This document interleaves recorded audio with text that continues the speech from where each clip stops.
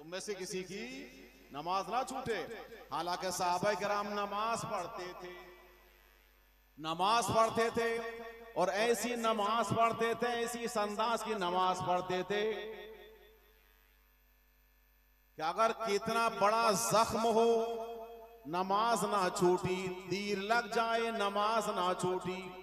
और हमें अगर बुखार आ जाए तो नमाज छूट रही है, छींकें आ गई तो नमाज छूट रही है, हमारा बच्चा हमारे कपड़े पर अगर पेशाब कर दे तो नमाज छूट रही है। बोलो ऐसा होता नहीं होता है? नमाज छोड़ रहे हैं। हम सबके सब आज ये इरादा करके यहाँ से उठेंगे कि कब्र के अंदर भी नमाज हमारे काम में आएगी, मैदान महशर में भी ये नमाज हमारे काम में आएगी। ये नमाज वो नमाज है कि इसी के जरिए हमारे चेहरे पर रौनकें पैदा हो जाती हैं, इसी के जरिए हमारे चेहरे पर नूर पैदा हो जाता है। इसी नमाज के जरिए जब नमाज पढ़ के जब आप निकलोगे तो मुसलमान आपको सलाम करेंगे। और जिस टाइम पर आपका जनाजा उठेगा, जनाजा जब ये कब्रिस्तान की जानिब जाएगा तो सारे लोग कहेंगे उस मुसलमान का जनाजा है जो जोहर की नमाज पढ़ता था, उस मुसलमान का जनाजा है जो असर की नमाज हमेशा पढ़ा करता था, उस नमाजी का जनाजा है जो मगरिब और इशा की और फजर की नमाज पढ़ता था। मुसलमान इज्जत कर रहे हैं, नमाज से जनाजा पढ़ने के लिए तैयार हैं। और मुसलमानों के अंदर ये बात बड़ी मशहूर हो जाती है, ये किसका जनाजा है? ऐसे मुसलमान का जनाजा है हकीकतन कि जिसकी बुनियाद पर ये रात को सोता था तो नमाज इशा पढ़ने के बाद सोया करता था।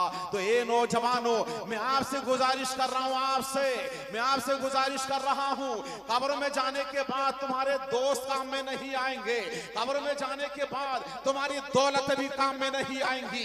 अगर बाकी तुम्हारे काम में आएगा तो इसके रसूल काम में आएगा, अगर काम में अगर आएगी तो यही नहीं नमाज काम में आएगी, यही तुम्हारे अमाल काम में आएंगे, अमाल काम में आएंगे और आमना के लाल काम में।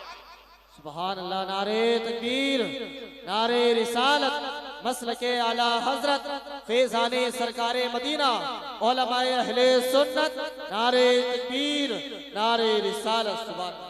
मेरे अजीज बच्चों, मेरे नौजवानों, मेरे बुजुर्गों, नमाज मत छोड़ना। नमाज के मुस्तफा ने कभी नमाज नहीं छोड़ी है, मेरे रसूल ने। करबला के मैदान में इमाम हुसैन ने आखिरी वक्त में भी इमाम हुसैन का सजदा कज़ा नहीं हुआ था। इमाम हुसैन दुनिया से जा रहे हैं, सर पर बिल्कुल तलवार मौजूद है, नेज़े मौजूद है, अन्य चल रही है, तलवारें चल रही हैं, मगर हुसैन आज़म ने करबला के मैदान में आखिरी वक्त में सजदा करने के बाद दुनिया को बता दिया था, लोगों अगर तरक्की चाहते हो तो तुम्हें अल्लाह की बारगाह में सजदे अदा करने होंगे। और इमाम हुसैन ही क्या है? इमाम हुसैन तो बहुत बड़ी बात है। हकीकत हाल यह है उनके खैमे के अंदर औरतें भी नमाज नहीं छोड़ रही थी, उनकी छोटी छोटी बच्चियां भी नमाज नहीं छोड़ रही थी। क्यों?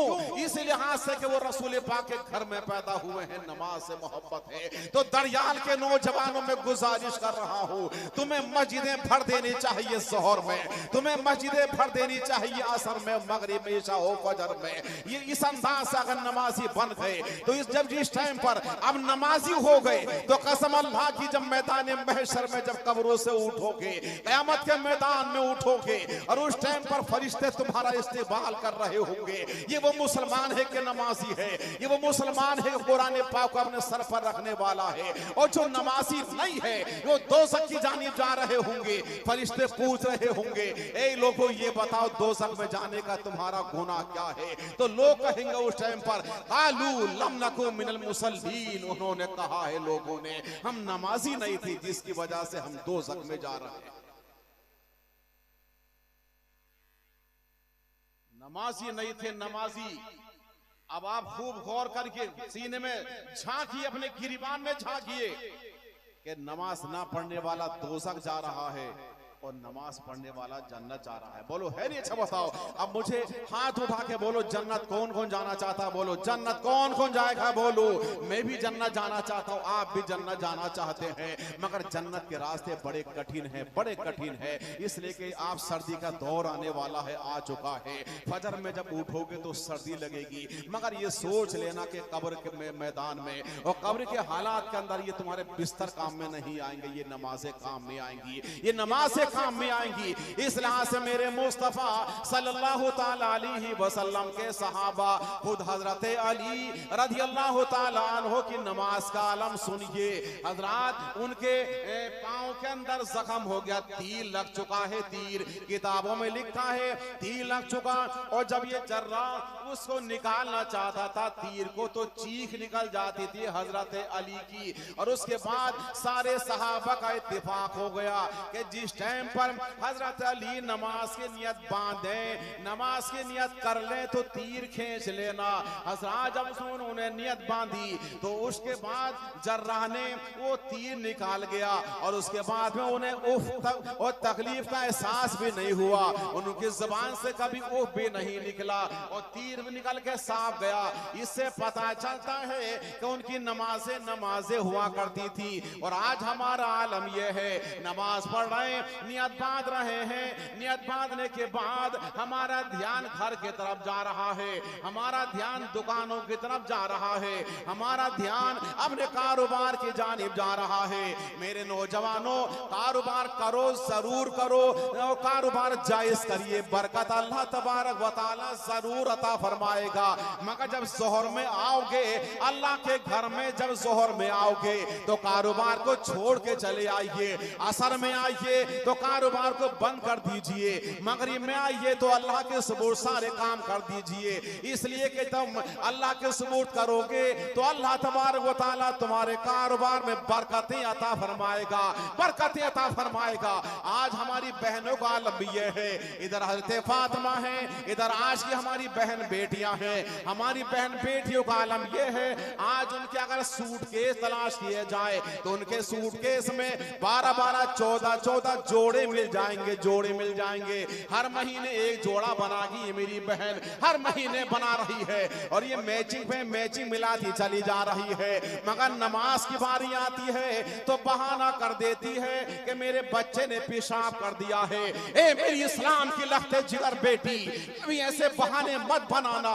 इसलिए कि फातिमा ने भी अपने बच्चों को पाला है, फातिमा ने हसन हुसैन को पाला है, अपनी बेटी ज़ैनब को पाला है, अपने घर को बच्चों को पाला है, मगर नमाज नहीं छोड़ी है, नमाज नहीं छूटी है। अगर तुम जन्नत जाना चाहती हो मेरी बेटियों, इस्लाम की लखते जिगर बेटियों, अगर जन्नत जाना चाहती हो तो तुम्हें पांचों टाइम का नमाजी बनना होगा। नमाज की दिन बन गई तो तुमसे फातिमा राजी हो जाएगी, और जब फातिमा राजी तो रसूल राजी हो जाएंगे, और रसूल राजी तो मेरा खुदा राजी हो जाएगा, और जब खुदा और रसूल राजी तो की मोहम्मद से वफा तूने तो हम तेरे हैं। ये जहां चीज का है लोहो अल्लाह, नारे तकबीर, नारे रिसालत, मसलके आला हजरत फैज़ाने सरकारे मदीना, उलमाए अहले सुन्नत हजरत अल्लामा मुफ्ती हनीफ रजा साहिब किबला, नारे तकबीर, नारे रिसालत। सुभान अल्लाह। मेरे अजीजों, नमाज नमाज नमाज, और नमाज तुम्हें इत्तिफाक का सबक भी देती है। मेरे बच्चों गौर से सुनना, एक दुश्मन करीब में खड़ा हो जाता है नमाज में कांधे से कांधा लगाकर। बोलो अच्छा है नहीं, अच्छा बोलो, सही बताओ अच्छा है ऐसा? आपकी नाराजगी है, मगर जब वो जमात में खड़ा हुआ है और दूसरा आया वो तुम्हारा दुश्मन है, अब ये नहीं देख पा रहा कि यहाँ पर मेरा दुश्मन खड़ा हुआ है, कांधे से कांधा लगाकर खड़ा हो जाएगा। बोलो है ऐसा? बिल्कुल ऐसा है। जब नमाज में तुम एक हो सकते हो तो बाहर निकल कर भी एक हो जाओ। नमाज तुम्हें इत्तिफाक का सबक दे रही है, इत्तिफाक का सबक। और मैं यहाँ से बता रहा हूँ कि इत्तिफाक और इत्तिहाद सब एक मुट्ठी में बंद कर रहो, एक मुट्ठी में। आज हालात हमारे बहुत ज्यादा खराब हो चुके हैं, बहुत ज्यादा परेशान हैं, आप भी और हम भी। हमारे मुल्क के हालात कहां से कहां जा रहे हैं, कैसे हालात हैं। मैं तो खुलकर बोल रहा हूं कि बात जगहों पर ऐसा है, हमारे कुरान पाक को लैट्रिन के गड्ढों के अंदर डाला रहा है, तुम्हारे कुरान पाक को डाला जा रहा है, और पाँव के अंदर खूंदा जा रहा है। दूसरे मुल्कों के अंदर आप चले जाइए, कैसे कैसे हालात हैं। हमारी बेटियों के सरों से दुपट्टे खींचे जा रहे हैं, स्कूलों कॉलेज के अंदर हमारी बेटियां जा रही हैं, उनके सरों से दुपट्टे खत्म हो चुके हैं। पर्दे में जाना भी चाहती है तो स्कूलों कॉलेज की इंतजामिया उसके पर्दे को खत्म करने के मूड में है। मेरे अजीजों, मैं आपसे मशवरा दे रहा हूं, आपका अगर अपना कॉलेज होता, अपना स्कूल होता अपना, तो एक तरफ लड़की पढ़ती बिल्कुल तनहा होकर, एक तरफ लड़के बैठते। अब आलम यह है कि एक ही बेंच पर लड़की भी बैठी हुई है, लड़का भी बैठा हुआ है। मुझे बताओ हालात कहां से कहां दिगरगू हो रहे हैं। बोलो हालात खराब हुए या नहीं हुए? और मोबाइल के जरिए हमारी बेटी कहां से कहां पहुंच गई, कैसे कैसे हालात हुए। बाप परेशान है, हमारा भाई परेशान है। हमारी बेटी जब घर से निकलती है और स्कूल कॉलेज के लिए जा रही है तो इतना बड़ा मोबाइल नहीं है बल्कि इतना बड़ा मोबाइल लेके जा रही है। मेरी इस्लाम की बेटी आखिर तो क्या कर रही है? अगर तू पर्दे में रहती तो तेरे बाप की इज्जत रह जाती, अगर तू पर्दे में रहती तो तेरे भाई की इज्जत रह जाती, अगर तू पर्दे में रहती तो कसम अल्लाह की तेरी इज्जत बरकरार रह जाती, अगर तू पर्दे में रहती तो कोई भी तुझको टच करने वाला नहीं था, दूसरे इंसान तुझको टच करने वाले नहीं थे। मगर हम बिगड़ गए, हमारी बेटियां इधर से उधर हो रही है। इस्लाम के लगते जिगर बेटी, तू अगर सुधर गई तो तेरे मोहल्ले के अंदर लड़के तुझे बहन कहने तैयार हो जाएंगे। अगर तू सही हो गई तो मोहल्ले के बच्चे तुझको अपनी फूफी और बहन कहने तैयार हो जाएंगे। और तू अगर बिगड़ गई तो जान तो किन लफ्जों से पुकारा करते हैं। मैंने तो खुद अपने कानों से सुना है, जिन लड़कियों के किरदार अच्छे नहीं है जब गुजरती हैं तो आज के लोंडे कहते हैं ये रंडी जा रही है रंडी। ऐसे हालात मैंने खुद अपने कानों से सुने। क्यों है आखिर? इसलिए कि हमारी बहनों के हालात दूसरे हो चुके हैं। अगर हमारी बेटी हमारी बहन अगर सही रास्ते पर चले तो इंशाल्लाह हमारे घर में बरकतें हो जाएंगी। फजर की नमाज ये पढ़ ले, जोहर की नमाज ये पढ़े, असर की नमाज ये पढ़े, अपने बच्चे को अपनी गोद में बिठाने के बाद और खिलाने के बाद में कसम अल्लाह की जब ये दूध पिलाएगी अपने बच्चे को और बच्चा जब दूध पीगा तो बल्कि मैंने तो ये पढ़ा है किताबों के अंदर, हुजूर गौसे आजम रज़ी अल्लाह तआला अन्हु की वालिदा मोहतरमा उम्मुल खैर फातिमा फरमाती थी कि मैंने अपने बेटे अब्दुल कादिर जिलानी को कभी भी बगैर वजू के दूध नहीं पिलाया। बगैर वजू के मैंने अपने बेटे अब्दुल कादिर को दूध नहीं पिलाया है। तो दूध का आलम यह है कि बेटा कौन बना? मीरों का बीन बना है, पीरों का पीर बना है, अब्दुल कादिर जिलानी बने हैं। माँ से बच्चा पैदा हो रहा है तो 15 या 16 या 18 पारे ज़बानी याद है गौसे आजम के। अल्लाह के वलियों को शान तो देखिए किस अंदाज के बेटे हुआ करते हैं। माँ अच्छी होती थी तो बच्चे अच्छे होते थे। यूं कहिए कि माँ अच्छी है माँ तो बेटा हुसैन है, माँ अच्छी है माँ फातिमा है तो बेटा हसन है, बाप अली है तो बेटा हसन हुसैन है। तो कसम अल्लाह की आपको भी अच्छा बनना पड़ेगा। आप अच्छे बन के तहिया करके उठिए। आज के बाद में कभी फजर की नमाज ना छूटे। और उसके बाद में मेरे मुस्तफा इरशाद फरमाते हैं, लोगो एक होकर रहो, एक हो जाओ इंशाअल्लाह नेक हो जाओ, एक होकर रहो नेक हो जाओगे, एक होकर रहो। एक शादी ब्याह कर रहे हो, शादी ब्याह करनी चाहिए, सुन्नत रसूल है। मगर आज हमारे यहाँ पर शादी ब्याहों का आलम यह है कि एक बाप दरमियानी दौलत वाला बाप तकरीबन 15-15 लाख 12-12 लाख बेटी और बेटे की शादी पर खर्च कर रहा है। जबकि शादी करना सुन्नत है। मुफ्ती साहब तशरीफ फरमा है, शादी करना सुन्नत है और अगर इस्लाक हो गए तो हज करना फर्ज है। हज करना फर्ज है, हज करना फर्ज है। तो हज तो आपने छोड़ दिया और शादी और 25-25 लाख 25-30 लाख रुपए खर्च किए जा रहे हैं। अरे हैरे मुसलमान तुम क्या कर रहे हो?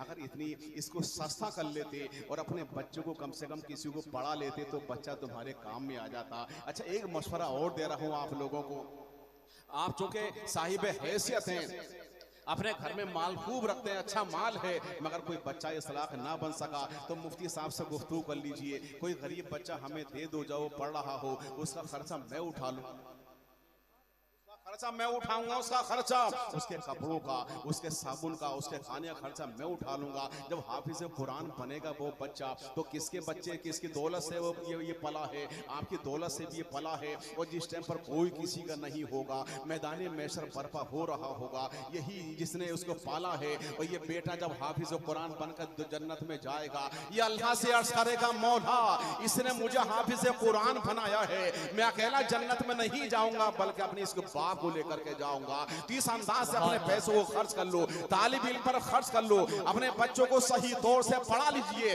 अगर बच्चे पढ़ गए तो इंशाल्लाह तुम्हारे घर में दौलतें नहीं बल्कि बाल लग जाएंगे और दौलतें और ईमान की दौलत में निखार पैदा हो जाएगा। इस लिहाज से तो किसी ने कहा था कि लफ्जों में क्या बयानी हो लफ्जों में।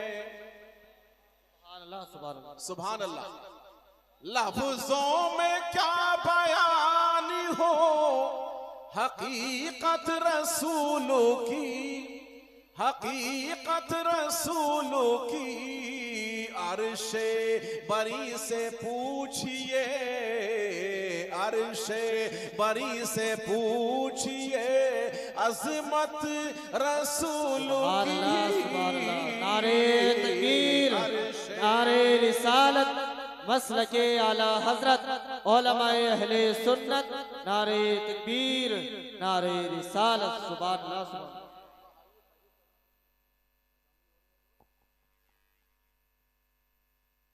पढ़ कर कुरान पाकी को महसूस यूं हुआ।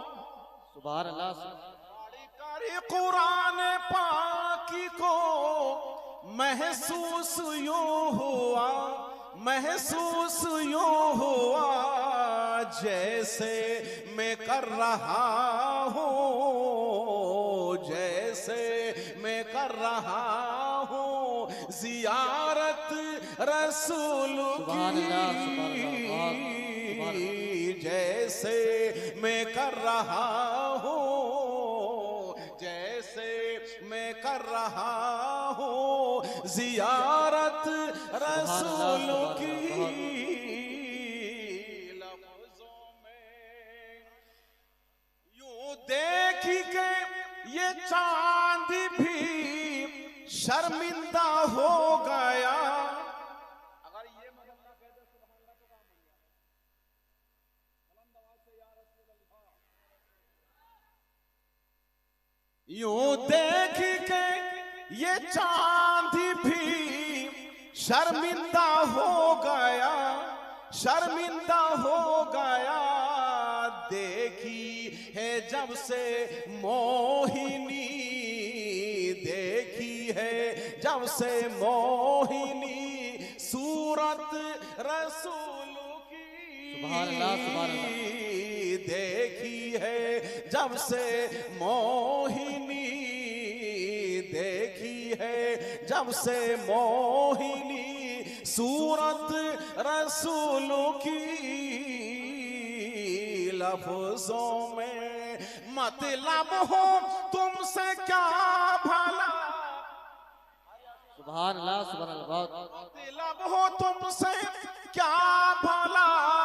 ए मुनकिरो सुनो, ए मुनकिरो सुनो।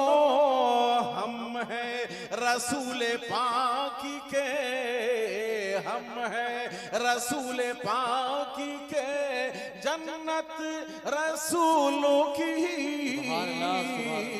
हम हैं रसूल पाक के, हम हैं रसूल पाक के। दुरूद पाक पढ़ लें। अल्लाहुम्मा सल्ली अला सय्यदिना व शफीना व हबीबिना व मौलाना मुहम्मदिन बादनिल जूदी वल करम व अला